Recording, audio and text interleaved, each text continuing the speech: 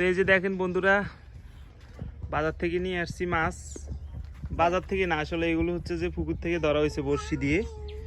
তো এই মাছগুলো হচ্ছে যে আজকে রান্না করব।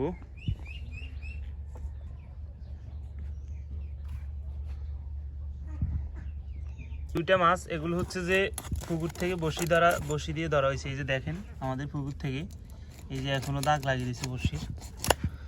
তো আরও উঠছে মাছ, তবে এই দুইটা রাখছি আর কি।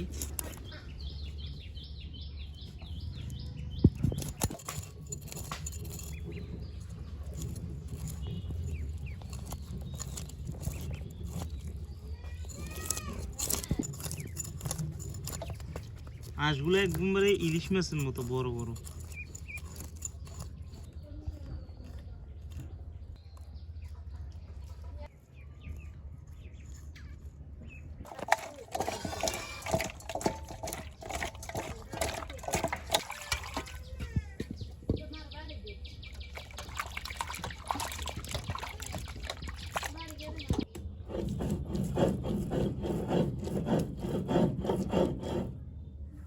তো মাছের সাথে হালকা শাকের আলু দিব, তাহলে হচ্ছে যে খেতে খুব ভালো লাগবে।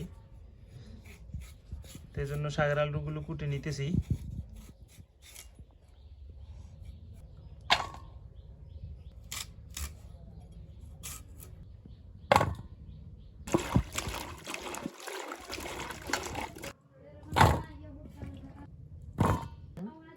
লবণ, তো এগুলো হচ্ছে যে আগে ভাজি করে নিতে হবে।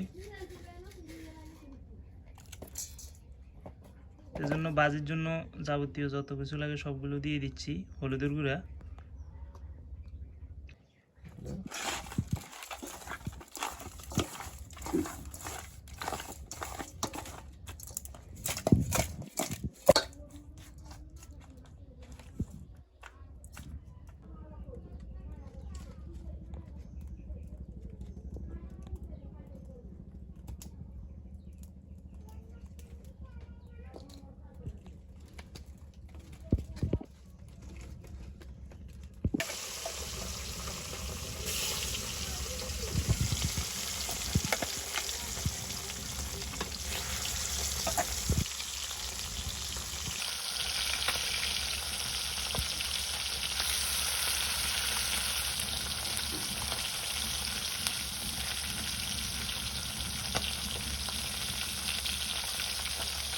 মাছগুলো বেশি কড়া ভাজি করবো না, মিডিয়াম ভাজি হয়ে আসলে মাছগুলো নিয়ে নিব।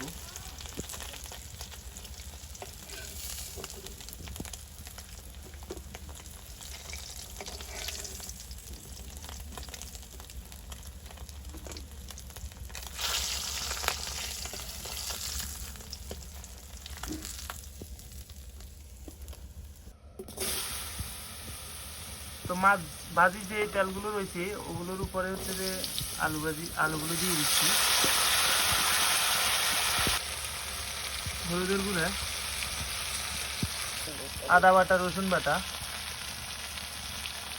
হালকা কাঁচামরিচ কুচি, পেঁয়াজ কুচি।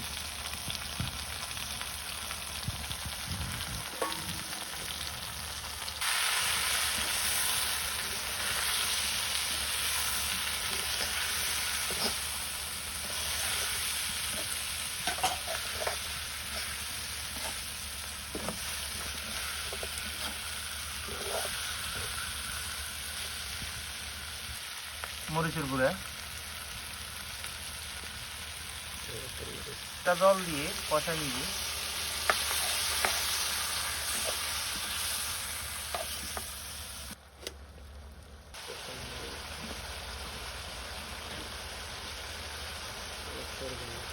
কষানো হয়ে গেছে, এখন তরকারি অনুযায়ী জল দিয়ে দিব, আলুগুলো সিদ্ধ হওয়া পরিমাণ আর কি।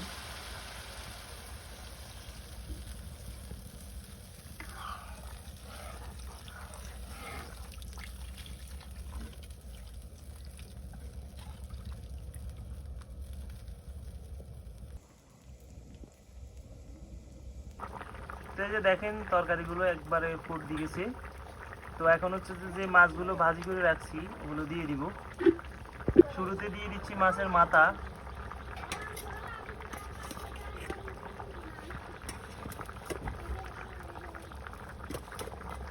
কারণ এই তরকারিগুলো যদি হালকা ঝোল না রাখি, মাছ তো অতটা ভালো লাগতো না খাইতো, সেই জন্য হচ্ছে যে হালকা পরিমাণ ঝোল রাখি, খেতেও ভালো লাগবো।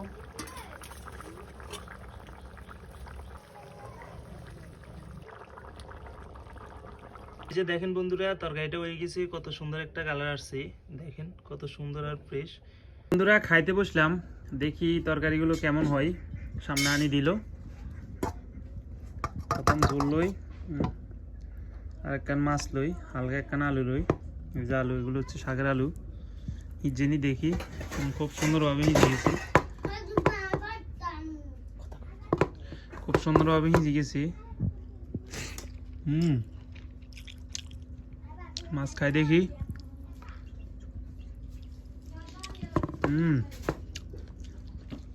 এক কথায় ঝোল রাখার কারণে আর শাকের আলুর কারণে খাইতে খুব ভালো লাগতেছে, ঝোল আর শাকের আলুর কারণে।